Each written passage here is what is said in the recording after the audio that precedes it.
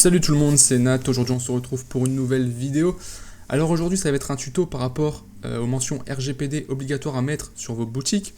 Le truc c'est que aujourd'hui sur la plupart des thèmes payants on a ces mentions là qui sont déjà mises par défaut, mais sur les thèmes gratuits c'est pas encore en place. Et je sais pas si Shopify va un jour les mettre en place. Donc vous me l'avez demandé, pour les personnes qui peuvent pas encore investir dans un thème payant, de vous faire un tuto pour le mettre en place sur un thème gratuit. Donc je vais vous montrer, là je suis sur une boutique test, donc voilà à quoi la boutique ressemble, hein. Donc il n'y a rien de paramétré, c'est normal. Donc le premier élément à mettre, ça va être par rapport à la newsletter ici. En dessous il faut stipuler un texte, comme quoi on recueille bien les informations, etc. RGPD. Si vous voulez plus de détails là-dessus, je vous invite à aller voir ma vidéo là-dessus, j'ai fait une vidéo, donc je ne vais pas tout réexpliquer non plus en détail. Voilà, je vais juste vous montrer comment vous allez pouvoir mettre ce morceau de texte ici. Donc vous vous rendez dans votre boutique, vous allez dans Online Store. Donc le tuto je vais le réaliser sur le thème début.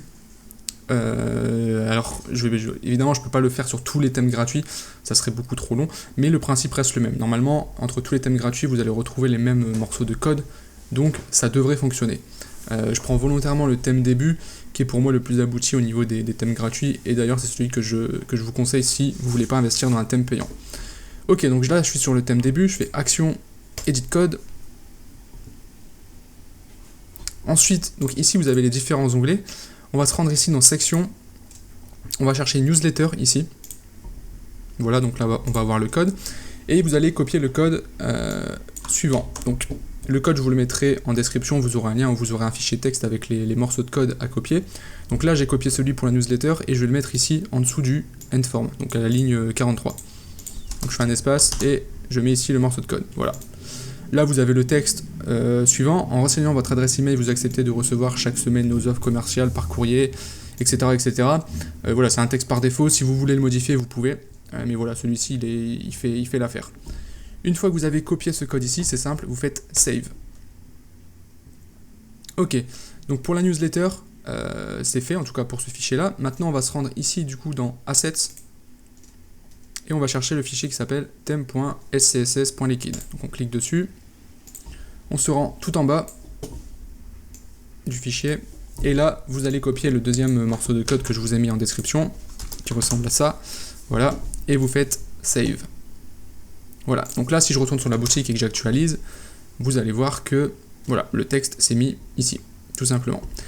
Petite précision, j'ai oublié de préciser, dans le fichier newsletter ici, vous avez tout au fond ici où il y a le texte, il faut que vous mettiez votre adresse email, d'accord? Là j'ai mis email, mais n'oubliez pas de remplacer ça par l'adresse email de votre boutique. Donc vous mettez votre adresse support, ce que vous voulez, mais c'est une adresse, en gros l'adresse support client de votre boutique, voilà.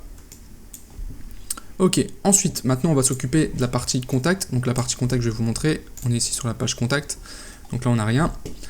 Maintenant on va se rendre ici dans le code, alors vous allez chercher ici dans section. Non, vous pouvez fermer section, on ferme assets aussi, on va dans template et ici dans page.contact.liquid. On se rend dessus. Vous allez encore une fois prendre le morceau de code que vous trouverez en description, donc le premier, et vous allez le mettre ici, donc en dessous de la balise text area.